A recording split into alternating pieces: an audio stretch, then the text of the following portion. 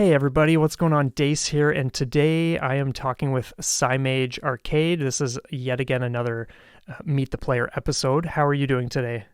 I'm doing fantastic. How about you? Oh, I'm doing stellar. I've been really looking forward to this chat, and so yeah, let's just get right into the questions. How did you get into the shmup genre? Like, what was your first exposure? What was it that pulled you in originally? So, my journey through the shmup genre has been going on for a very long time.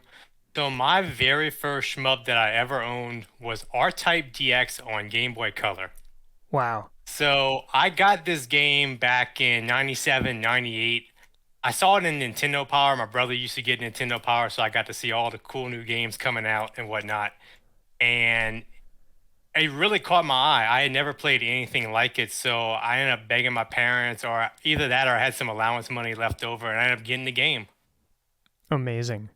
And like I know, like for myself, like R Type is like any of the R Type titles. Not that I've played too many, but they can be pretty ruthless. So you jumping into that kind of stuff for the first time, what was the experience like? Like, was it just over the top punishing, or did you kind of get into the flow of it pretty quickly? Like, just paint a little bit of a picture for us about what some of those first experiences went like. Destroyed. Yeah. Absolutely destroyed. Oh man, yeah, I So can imagine. it's R-Type. So, I mean, even now, I went back and played R-Type, the PC Engine version, Hmm. about several months ago, and I got about five stages in. About five, 6 stages in. But once you get to stage six with all the moving barricades, it gets brutal. Yeah. I don't know if you ever got to that part before, but it's crazy. Like I still can't get past it with save states. Oh my god. Yeah, like I have I forget what it is. It might be the DX one as well that I got just like a couple of Christmases ago or something. I don't recall when it was, but I remember staying up late and I was obviously just like using continue after continue or however it works just to get past this one section in one of the games. I don't remember which one, but it was just ruthless. And as much as I really do enjoy memorization, depending on the game, like there's just something about R Type that I've never really clicked with. So for the most part, I don't really jump into those titles, but I do appreciate like just kind of what they did and how they pioneered certain things and whatnot. So it's neat to hear that that was kind of like your first entrance into this genre that we all love. Um, so from there, like what kind of games did you branch into after that? Like, were you on the lookout for everything, or did it kind of take a little while for that snowball to build its momentum? It took a very long time actually. So R-Type DX outside of Galaga and Galaxian was really the only shmup I had. And Hmm. I know some people barely even consider Galaga and Galaxian a shmup. But it really took until actually the Nintendo Wii and the Virtual Console that I finally got into more shmups. And it started with the TurboGrafx PC Engine games being offered on it. Cool. And so, yeah, I suppose like I know for myself, like I played Solar Striker on Game Boy in the mid '90s. Like that's the first game I got when I bought a used Game Boy. But at the time, and people are gonna say like I've heard this story 1,000 times, but I'll say it again. Like at the time, I had no idea there was a genre of these games. It was just like, okay, cool. This is a game where you fly a little ship and you shoot enemies, and that's all I really knew. And so then you fast forward to 2018, getting into the genre, stumbling upon like one game and then another, and realizing there's this whole thing to it, and like then learning about 1cc's. It's just like for you, what was the experience like? Like how I mean, like maybe the way I'll word it is like, when did you come to realize that there was actually like this motion behind the games? It wasn't just like, okay, you boot up, you play, and then you set it down and you play something else. Like there's actually like goals that you can apply to these games. There's like a learning curve. There's all these things you need to kind of improve within yourself and within your gameplay and all that kind of stuff. What was the turning point when you realized this was like something you really need to commit to if you're going to start clearing these games? So it took a very, very long time for me to get to that point. I was a very casual shmup player Hmm. for over a decade. So I started playing more shmups around 2008, 2009 when I got in Soldier Blade on the PC Engine, so I TurboGrafx through the Wii Virtual Console. And then I started getting more shmups from the Virtual Console over time. I got in Cho Aniki, Gate of Thunder, Lords of Thunder, Air Zonk, Star Parodier.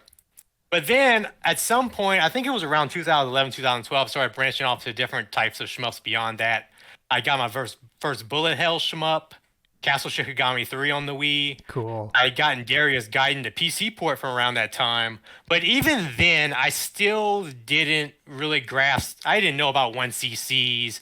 I didn't truly even understand how to play these games. I was really just reflex dodging, to be honest with you. Yeah. The thing that was the turning point for me was I was playing Blazing Lasers. It was around 2019 or so. Really started playing it more, and I figured out that the only way I was going to beat this game was not through continues. I was going to have to do a 1CC because of the way that game is balanced. Hmm. And eventually, I started practicing a lot harder at the game. I got stuck at stage 7 for a while, but eventually I learned how to clear that. And I kept getting further and further, and I got to the last stage. And the last stage, for anyone that's ever played Blazing Lasers, has gotten to 1CC, will know it is a ridiculous boss rush. Yeah. It is. It is a massive difficulty spike. So I had to start practicing with save states. Hmm. That was my first time really practicing a level through save states, and it took me a while to get it down.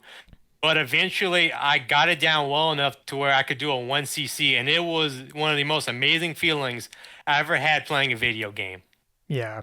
I I can totally hear you on that because like I often think about how you can sit down. Like I play all sorts of games, not as much as I play shmups because that's just how my focus has shifted over the last number of years. But like when I think about how many hours you can put into like an RPG or whatever, like you can always chip away at where you left off. But it's just like you have to apply yourself on a whole other level when it comes to shmups. And like if you don't show up to work, so to speak, you're not really going to go anywhere with the game. So like it requires that you just stay on it and you just got to keep chipping away. But when you finally do break through, or you overcome that next hurdle, like let's say you're struggling on stage 3 or like the second last stage boss or whatever the case is, like every little step of improvement that you can make, every bit of progress that you can kind of just like take in, all the mistakes and things you learn from all that kind of stuff, like it's a wild ride, and there's something very rewarding about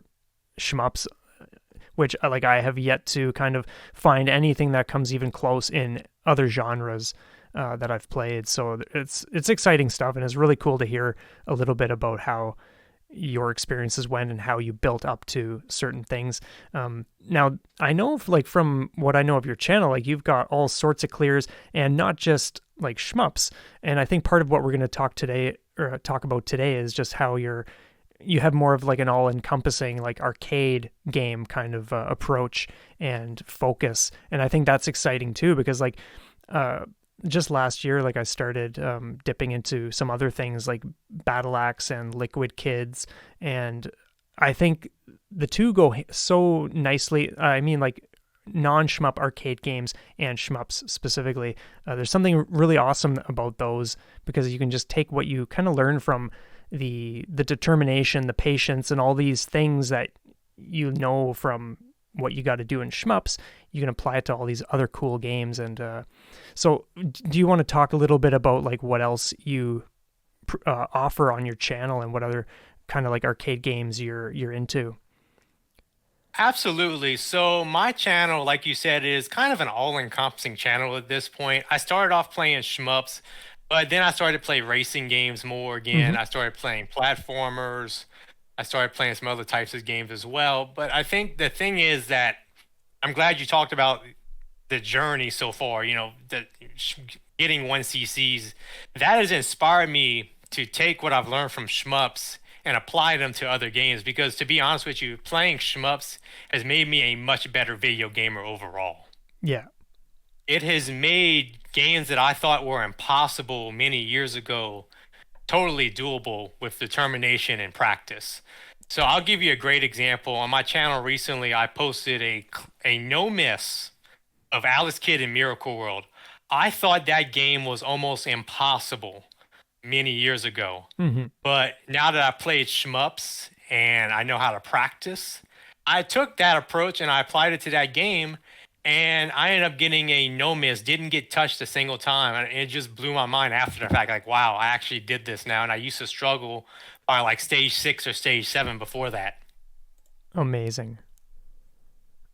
Yeah, it's so great. Like one thing I constantly tell people and think about is just how like what you learn or discover about yourself in shmups can be applied to pretty much anything in life, and certainly for other genres. Like you can, and I think part of it, what happens is because of how ruthless shmups are in their design and like just everything that you've got to put into them, they are very strict teachers to us, and they just demand a lot from us. And so then, because we kind of like get these souped up skills or like characteristics as individuals, it's just incredible to be able to apply that or think differently about other games. So it's really cool to hear that. I have yet to actually check out that video you mentioned because I need to get caught up, but I did see that one and another one you recently posted. What was it? I think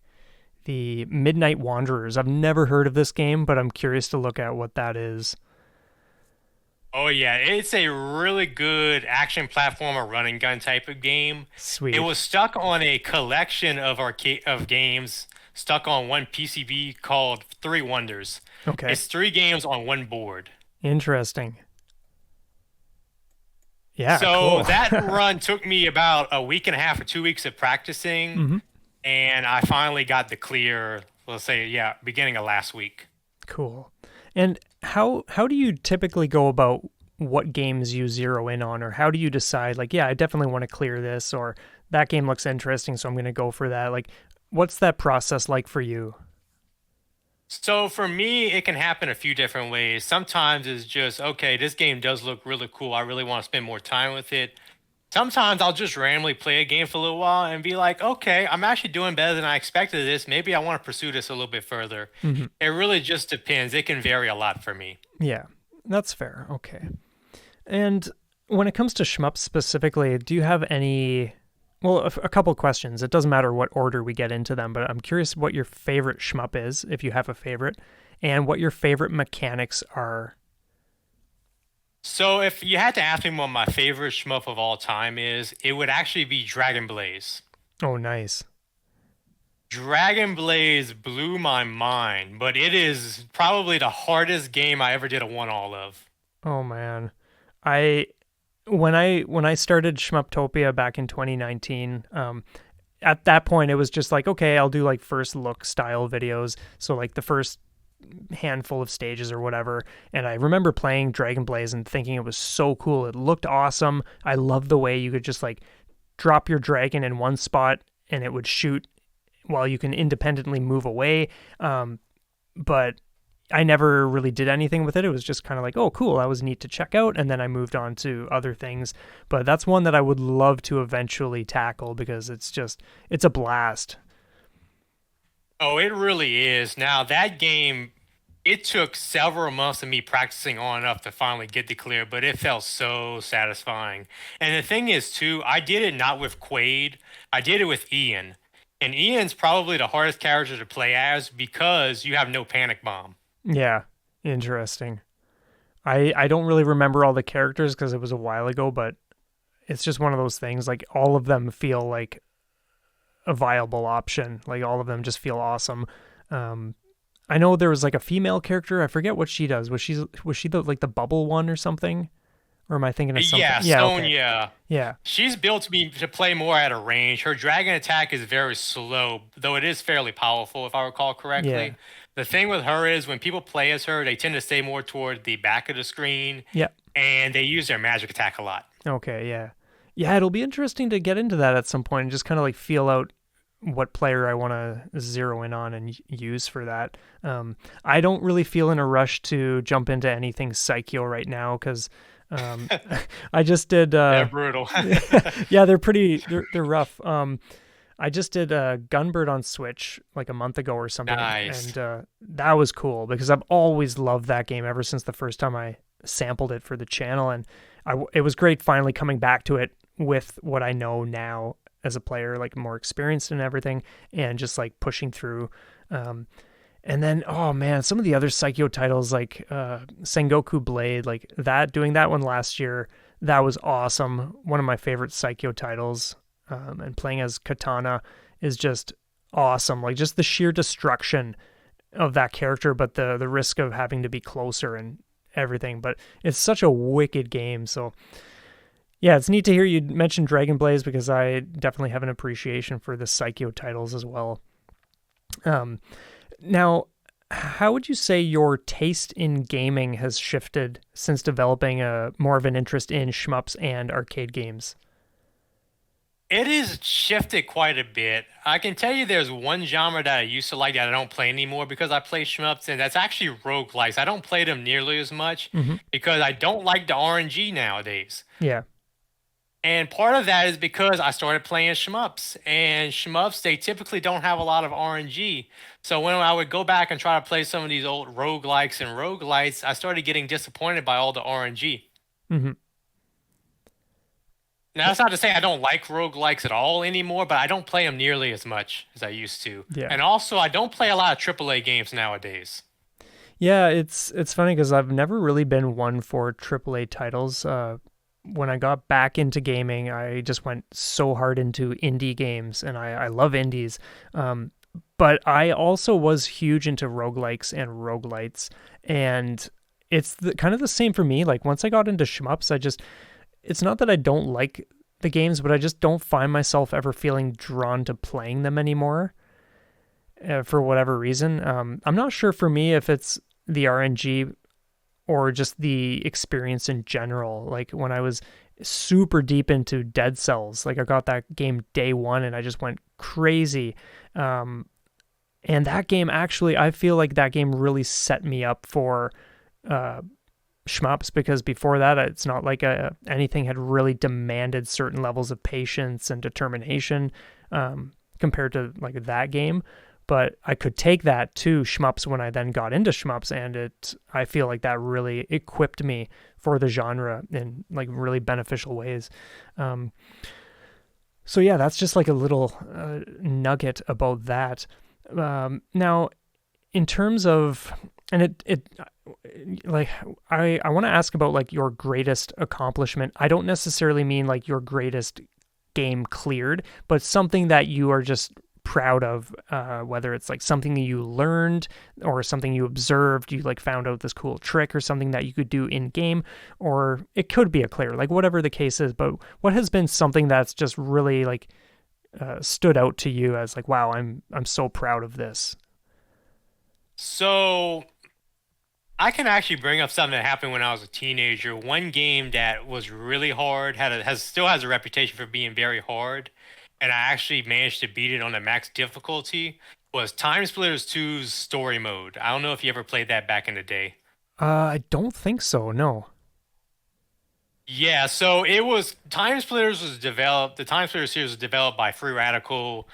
They made a lot of people on that team had made GoldenEye back when they were working at Rare, Mm-hmm. and they ended up leaving during the development of Perfect Dark. But Time Splitters 2 has a very hard story mode.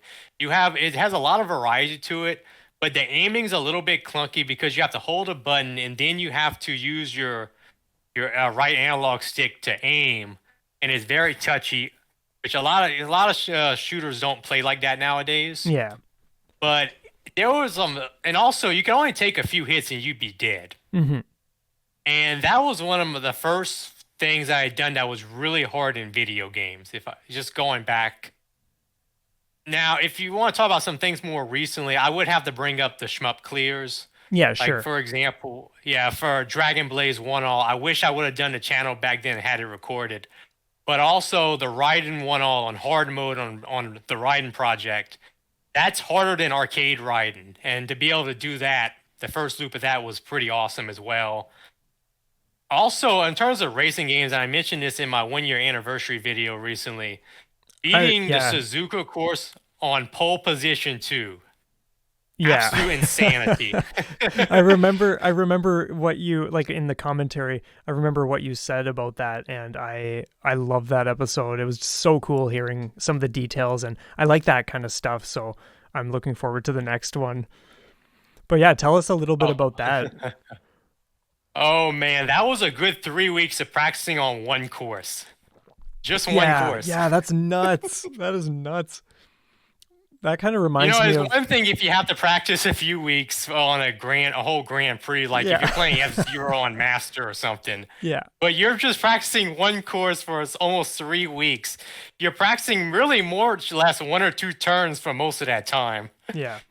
It reminds me of just how much experimentation and time and energy I put into Rolling Gunners Stage 3 on expert mode, just like getting it, like cracking that wide open so that I could have like a consistent no bomb, no miss route through that stage because it's ruthless, absolutely ruthless.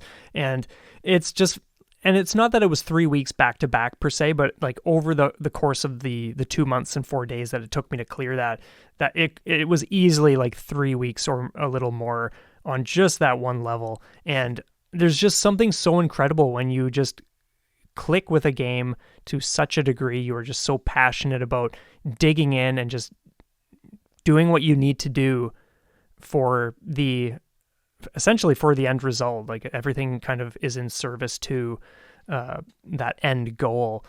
So it's wild to hear that you had that kind of experience with this one course as well. Oh yeah, and the thing with pole position is I have a lot of nostalgia for the series because I grew up playing it on Namco Museum back in the day. Mm, Yeah, interesting. so so I had it on in Namco Museum 64 and also on Game Boy Advance, Hmm. and that the original pole position used to destroy me. Yeah. Well, just like I yeah, like the bit I've seen of that game, it just like you've got to be pixel perfect with like some of the turns and everything. It's just wild. I've never been so into racing games, to be honest. I like I could name maybe two that I've been like super into, like the Star Wars pod racing one from way back on Dreamcast. I love that one. But other than that, like I don't resonate with racing games. So I can just imagine what it must be like just tackling that kind of stuff where you've got to like have turns super tight and all this other stuff you're thinking about and processing. So it just sounds like a wild time to me. Oh yeah, I mean, there's other ones I did too. There's one other clear on my channel. It's Super Hang On the senior course. That one also took a lot of practice, but that one is like 14 mini stages into one. Oh, okay. Cool. That one took me a little while as well. There was one course in particular, it's the second to last stage that is absolutely brutal. That one took about an extra week, a week and a half of just practicing that stage at least. Wild. And just to kind of like tie this to shmup, since I'm curious now, like what have been some of the clears that have taken you like the longest amount of time, or like a stage within that game or this game or whatever that you were just at it for so long just to figure out that one level? Did you have any that come to mind? Well, before the channel, I would say definitely Dragon Blaze Stage 6. Okay. The second to last stage is even on my 1cc run that I did, that stage managed to take out a life or two easily. And I still never quite got it down perfectly, but I was able to get it down just well enough to where it didn't hurt me enough before the last stage. Yeah. But that was absolutely brutal. Yeah, so I obviously haven't like gotten that far because I haven't really played the game seriously. So how, like, do you want to tell us a bit about like what that level in particular throws your way? So it throws a lot of enemies, a lot of bullets. There's also near the middle of the stage, about halfway through, there's this really annoying section with the goblins in the middle where they spawn. And there's, for some reason, I could never quite get that pattern down perfectly. Yeah. and then you have to be misdirecting bullets, and then the bullet patterns. You got the fast bullets, right? But then you still got the smaller bullets that are really dense. Those patterns that are still kind of aimed at you as well. And the boss is insane. I have to use bombs just to get through it, to be honest with you. And with Ian, you can't panic bomb, so you have to plan every single use of your bombs. So I had to use a good 2 or 3 bombs just on that boss. Crazy. Oh man, I can imagine the satisfaction when you finally bang that one out for sure. Okay, so on the 1cc run, Yeah. speaking of that, I had run out of bombs, but I still hadn't killed the boss. And what happened was what I did was I was like out of desperation. I'm like, okay, I'm just gonna dismount my dragon and leave it real close to him. And I'm gonna try to do my charge shot.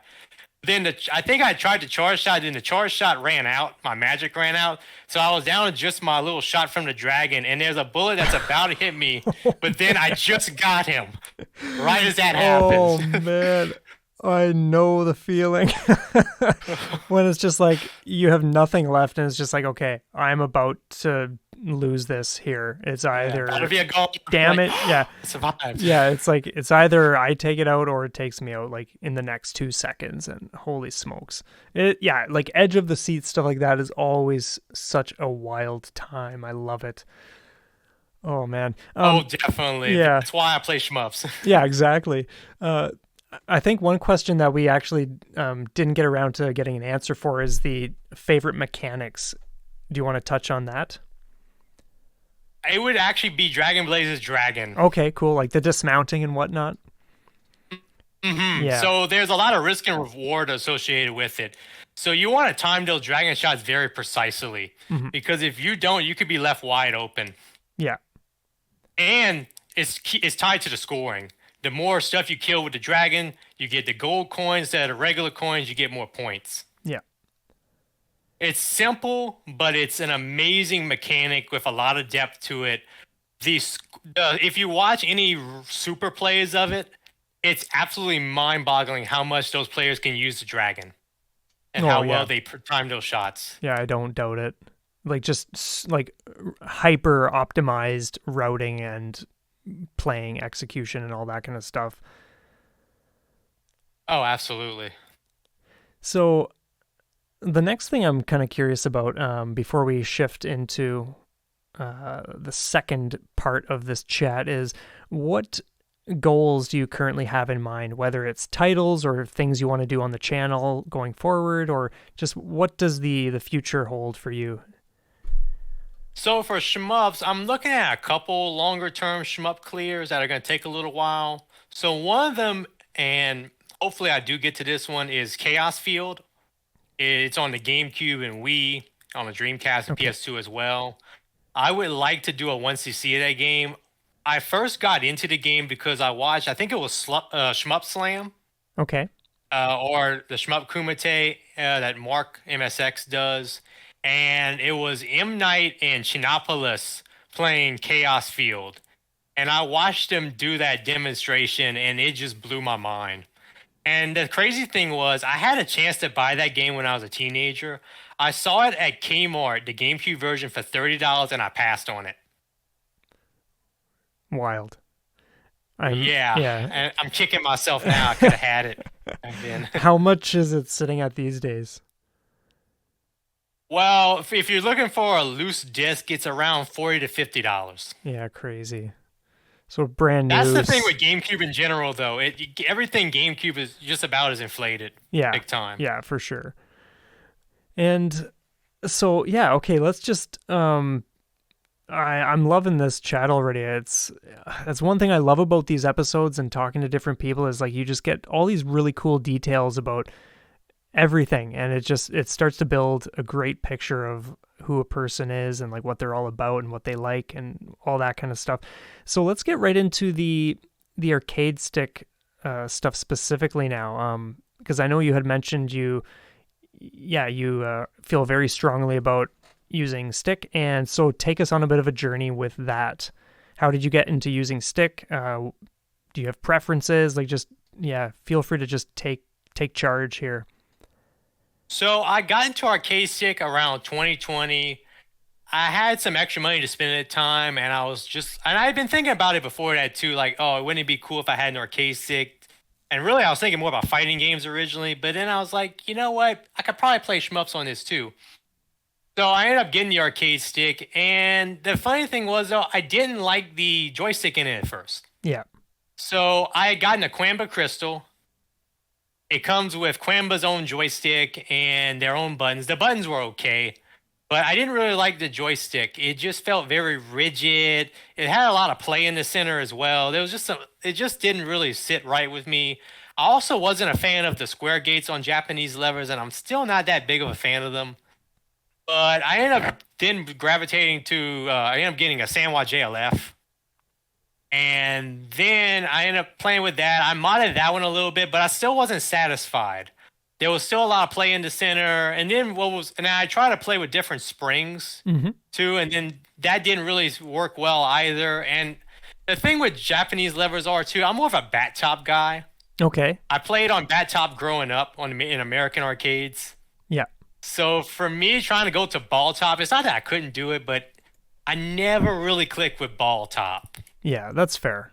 I think it's one of those things like either you're gonna just be into the feel of one type and maybe not another type, depending on what you first play on, or maybe you get something at first and you're just not into that. Like for me, I love ball top. I've never actually played with a bat top before, but I've been considering experimenting a little bit because I think it would just give things a whole different feeling and control. But it's just one of those things like that's not really based on any sort of knowledge. It's just something that has come to mind, and I feel like giving it a little bit of attention just to see what's what. So yeah, there was more to it than just that though with the JLF. Another problem was I found it took me a lot of motion to actually activate the switches on it. Oh, interesting. Even with the oversized actuator, I still didn't feel like it was that great, to be honest with you. And especially when I would play bullet hell games, I felt like it was really hard for me to get those very precise maneuvers that I needed to do. Yep. Yeah, go ahead. And I hate to cut you off. Yeah, no worries. Keep going. But eventually I ended up giving a Korean lever a shot. It was a Crown 309 MJ. I ended up getting it for about $30 or so, and I loved it. Now, I did have a problem. I bought mine used originally, so I ended up needing to change out the micro switches. But once I did that, I fell in love with it. Awesome. It was a lot easier to make the smaller inputs because the actuator was bigger. So that really helped me. So that was a big turning point for me because I was playing Gunbird at the time, and I was struggling on a JLF. I was getting my butt kicked. Yeah. But as soon as I switched over to the 309 MJ, my scores started getting better almost immediately. Amazing. So for me, it turned out the JLF just wasn't right. And then a little while later, I got the clear of Gunbird. And I don't know if I would have done it without that crown at the time. Yeah, wild. I know for myself, like the reason I got an arcade stick, Rolling Gunner had just hit the Switch at the time. This was like 2 or 3 years ago, whatever it was. And I remember like at the time I was just using the Pro Controller, like the stick on that thing. And I thought, you know what, like with how you need to aim your gun pod thing, there was just something that didn't feel natural about it. And I was like, you know what, I am just going to buy an arcade stick and see what it is. So I got that red and black Nintendo Switch Hayabusa one, like the Pro V.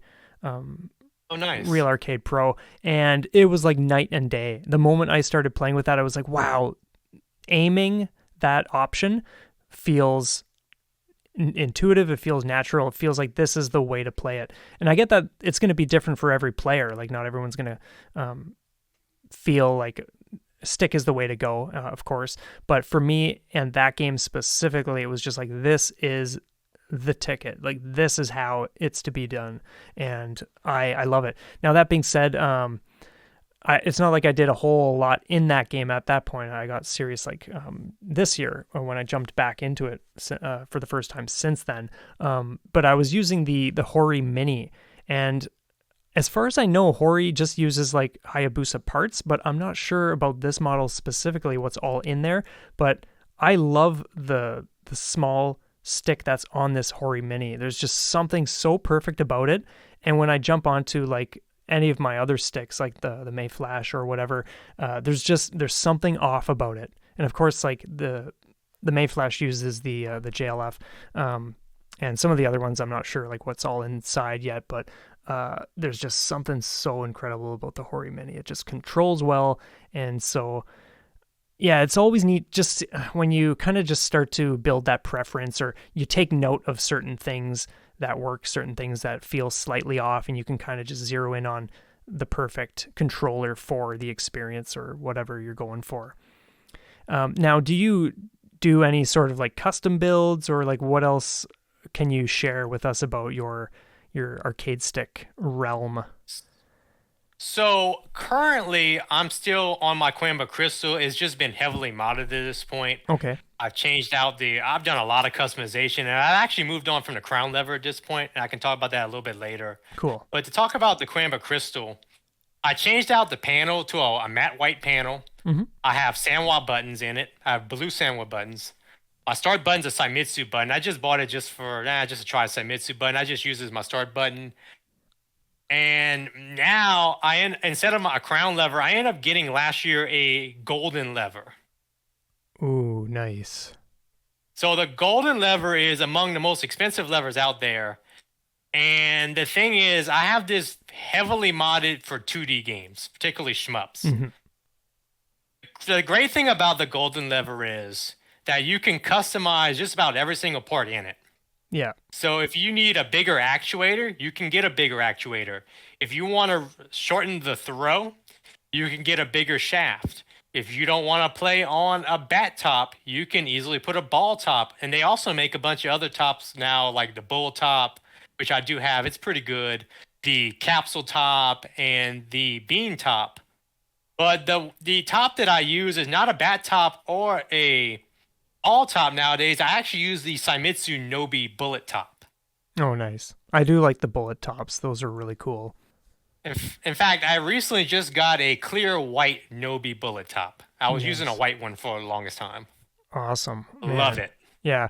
I think what would be really cool, since you've talked about like your stick specifically and the modding that has happened, it would be awesome if we could get a picture of that to add to, like, I would just splice it in to this part that we're talking about, just so people can see, or like just some pictures of like the other parts you've acquired, or like what you enjoy most. I think that would be awesome. Just putting that out there. It's not like you have to, but I think that would be really fitting. Because I'm even curious to just have a visual to go along with what you've just described. Absolutely. I can send you a few pictures. Yeah, that would be amazing. So one thing, like with your, like everything that you've kind of adopted or like taken in for playing with arcade stick, are there times where you don't use arcade stick though, or do you just strictly use stick for everything and anything at this point? So for racing games, for example, I play on controller. Okay. I don't play on arcade stick for those. Also, most platformers I typically don't play on arcade stick. I did do a run and gun clear actually I did two run and gun clears on arcade stick recently. The Midnight Wanderers one, and a few months before that I done Alien 3 on arcade stick. Nice. But even some of those I didn't. I feel like if I had gotten a controller, the only reason why I used arcade stick for those was I just felt just a tad bit more precise, and those games had a bit of a loose control feel. Okay. And I feel like arcade stick can help for that sometimes. Yeah. When certainly. the controls are a little bit loose. Yeah. Yeah, I know But for platformers, for example, though, I typically play those on controller, whether it be a Hori Fighting Commander. I actually have the Switch version of that. Or I use sometimes a Razor Wolverine. Oh, cool. Yeah, like I know for like some shmups and arcade games, but like mostly shmups, like sometimes for me it's like just a matter of convenience, just picking up the Pro controller and using the D-pad. I don't ever use the stick on that thing anymore. I only go like D-pad or actual arcade stick. But yeah, sometimes it's just like, okay, I just want to sit and not have something in my lap, or I play standing up a lot too, and so sometimes the Pro controller is just nice for that because you don't need to fiddle with this box. But yeah, that's it's neat, and I do feel like I think some people will, like, once they get into stick, they'll use it for literally every arcade or shmup game. Whereas I think for me, it really depends on the feel of the game itself. Some games just feel like they really require it, others don't. Has there ever been that kind of experience for you where you've just like you've played a game and you're just like, wow, this has to be experienced with an arcade stick? Like, uh, do you have anything like that that comes to mind, or is it kind of just not really something that you think about too much? Well, I think shmups for me have to be experienced with an arcade stick as much Hmm. as possible. Yeah. Fighting games, and nowadays I can't play them without fight stick. Yeah, that makes sense to me for sure. Yeah. That was one of the reasons why I first gotten one, but then I ended up playing shmups more on them. Yeah. Yeah. That's fair. Um so I'm not sure, like, I've more or less gone over all of my general questions. Is there anything you would like to kind of zero in on in terms of topics that you want to like give some attention to, or something you feel doesn't get enough representation, or like what would you like to get into next, if anything? And if there's nothing else, that's fine too. But the floor is yours. So Interesting. So the thing that I wonder is, and I've been in the shmup community for a little bit now. mhm. I sometimes wonder how much other shmup players like to play other games. I know there are definitely shmup players out there that do play other stuff, but then I sometimes see some shmup players that they just all they do is play shmups, and there's nothing wrong with that. But it's kind of fascinating to me the people that play shmups exclusively, actually. Yeah, that's it's amazing you bring that up, because over the last few weeks I've been thinking more and more about, um, and I think there have been a couple people who have expressed interest in this, but I've been thinking about doing an episode where I just talk about and show footage of like some of the games that I've really enjoyed on Switch, since that's all I play on these days. And it would just be a nice look at what do I do when I'm not doing shmups, and that's something I'm always interested in hearing for others too. So it's like, well, why not share that myself? Because while I can totally understand playing shmups exclusively, like sometimes people's schedules are busy and shmups are just kind of they fit perfectly into just you, like, you have this end goal, and you don't have to like sit through cutscenes or whatever else that people may not be into. So it's like, great, you can practice your stage 3 or your stage 4, and you're getting somewhere over time. So it's really cool. Like, in terms of, like, I get that you have like shmups on the go, you have arcade games on the go. Outside of that, what other games do you play? Because if we're on that topic, you might as well even just get into some of those details and start things off, and maybe people in the comments will even share some of the things they like dipping into outside of the shmup genre. So sometimes I play first person shooters, particularly more old school type of shooters. Okay, I'm a big fan of arena shooters still. Unreal Tournament 2004 is one of my favorite games of all time. cool. But I also like to go and play some of the newer shmups that still have a little bit of that old school spirit to them. Hmm. So, for example, I started playing H-Rot a few weeks ago. I beat the first 2 episodes of it, and it is great. Love it. Nice. So, it's the best way to describe it is Soviet Quake. Okay. It has a very much a Soviet aesthetic to the setting and everything. It's supposed to be set in Czechoslovakia back in the 80s after, I think they said it was an undisclosed nuclear incident in 1986, something like that, but we all know what they mean. Yeah. Yeah, But for the sure. whole communist world's going haywire and all kinds of demons and whatnot. And you got to go clean house, basically. There's Yeah. not really much of a storyline. But what's funny is there's all these little references to communism in it, too. Yeah, for sure. So you'll see like some of the bosses will be former communist leaders. You'll see Lenin heads flying around that you have to shoot. There is a movie that I don't want to spoil too much, but there's a part where there's footage of Lenin speaking Interesting. back from like the 1920s. Yeah. Sounds like a But the wild gameplay time. itself is very good as well too. Okay. It's nice and it's got a decent pace to it, not too fast, not too slow. Hmm. It's pretty challenging as well. Yeah. Interesting stuff. Um, I know for myself, like I don't do so much puzzle gaming these days, but like I enjoy puzzle games. I like laid back games a lot these days for sure. Um, and like action adventure games here and there, just like a variety of things. I love 2D side scrolling platformers like Metroidvania games, you name it. But like, yeah, it's there's just something so interesting hearing what people, because like here's the thing, like when people play shmups and they have like a, let's say a YouTube channel, or the only thing they're ever really showing is the shmup stuff, like their clears or whatever the case is. You don't really see what they cut loose with, like the games they play to just like relax. Or I know for like in the past, after like let's say a month and a half long experience to just clear a really hard shmup, it's like I feel like having a vacation. And so it's like I do something, I like play something that I might not have normally played, and that's kind of just like a nice break.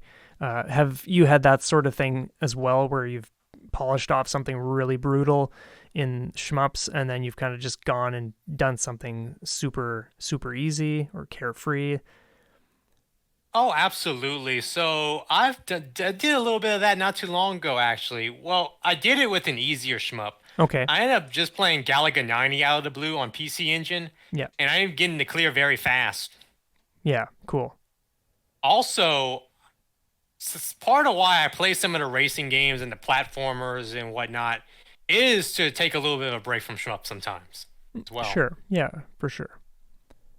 And I think And I'm that's, glad you mentioned puzzle games earlier because I'm starting to warm up to them over the last few years or so, oh to be nice. honest with you. Yeah, there's just something really, like I get that there can be some very complex and challenging ones, and they're great in their own way, but it's amazing how many laid back ones there are, just like soft music, easy visuals, and you kind of just go at your Mhm. own pace, and there's something very therapeutic about puzzle games in that sense. And so it's always nice to come across new ones here and there, and just chip away at them. And that's another thing too. It's like they're perfect for just picking up, playing a level or two, whatever you can solve, coming back to it later.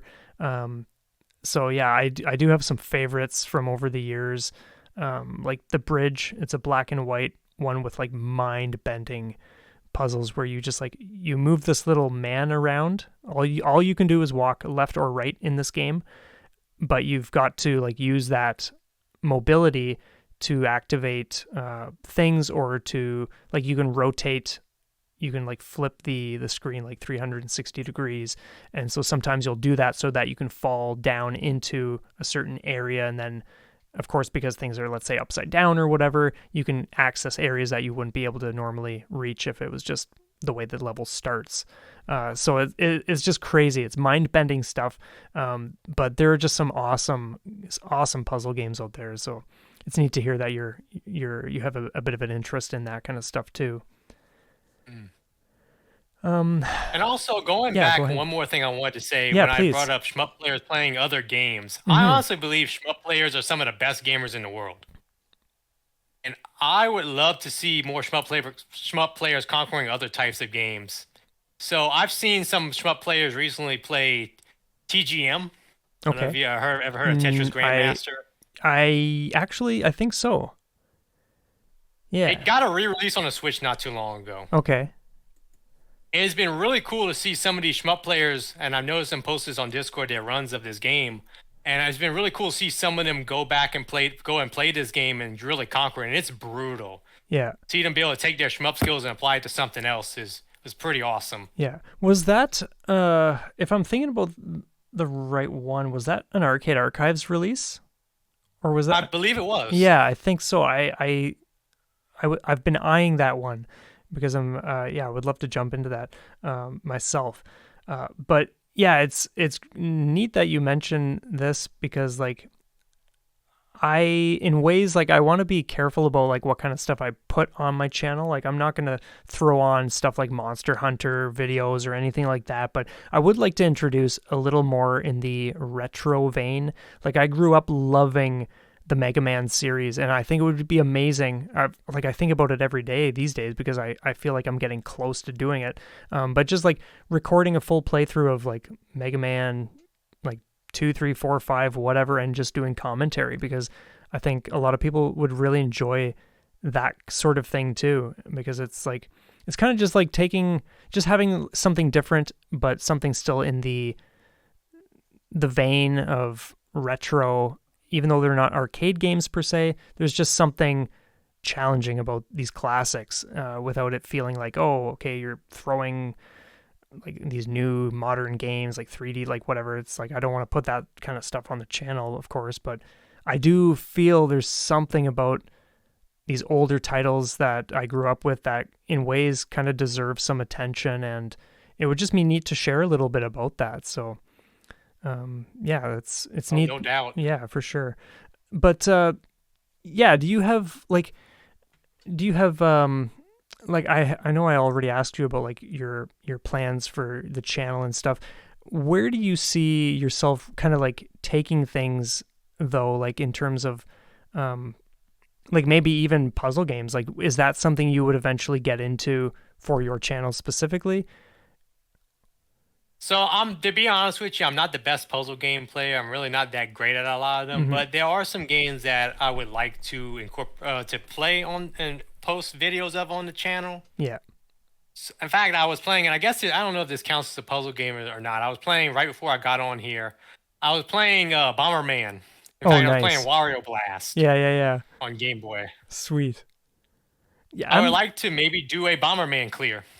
yeah, honestly, I say throw that up there, do it and throw it up there. I think that'd be awesome. It's always neat to see what you upload next. You'll never know. Yeah, exactly, and that's the great thing. Um, so I suppose we could probably round things off for now, unless there's anything you want to get into, because that's fine too. But I think one final question that I do have is like, what advice would you give newcomers or even less experienced players who are just getting into things, or let's say they've played shmups for a long time, but they've never really applied themselves or gone like all out for a clear, like what kind of advice would you give them? Well, first of all, if they're playing a newer shmup, like let's say a newer cave shmup, I would tell them don't be afraid to play on novice mode. Don't be afraid to use continues at first. And just play the games, enjoy the games, take them in. Because we're talking about video games at the end of the day, and you need to have fun playing them at the same time. Yeah, absolutely. That's a common thing people like, because I always ask this question at the end. It's a common uh, tidbit of advice that people will always share. It's just like you got to enjoy it, and I totally agree with that, because there is really no reason to force yourself to clear something or to play games if you're not even invested, or you like if there's nothing there, then what's the point? Like you've got to be into it. Otherwise you might as well just be playing anything else.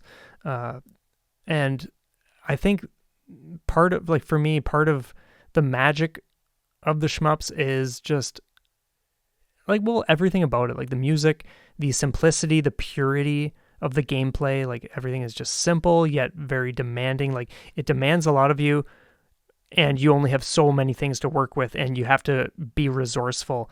And for me, that's a very engaging and fun thing. But yeah, at the end of the day, you got to be having a blast with what you play, because they're just video games, no matter how crazy something may be or how much you want to like prove yourself, or like whatever someone's reasons are for playing these games. It's like it's a video game, so you might as well just enjoy the ride. Absolutely. Yeah. Well, okay, with that, I really want to thank you for setting aside some time this weekend for doing this chat. I'm glad we could finally talk and do this.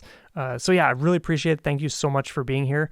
And for everybody who has listened or is listening to this or watching or whatever the case is, yeah, definitely let us know in the comments, like what else you play outside of shmups, what kind of genres you're into, or just your thoughts, feelings on the topics we covered today, whether it's like arcade stick stuff or shmup stuff, whatever. I always read comments and I always enjoy seeing what people share. So feel free to drop that stuff down below. So yeah, thanks everybody. Thank you, Psymage Arcade. And yeah, we will see you all next time.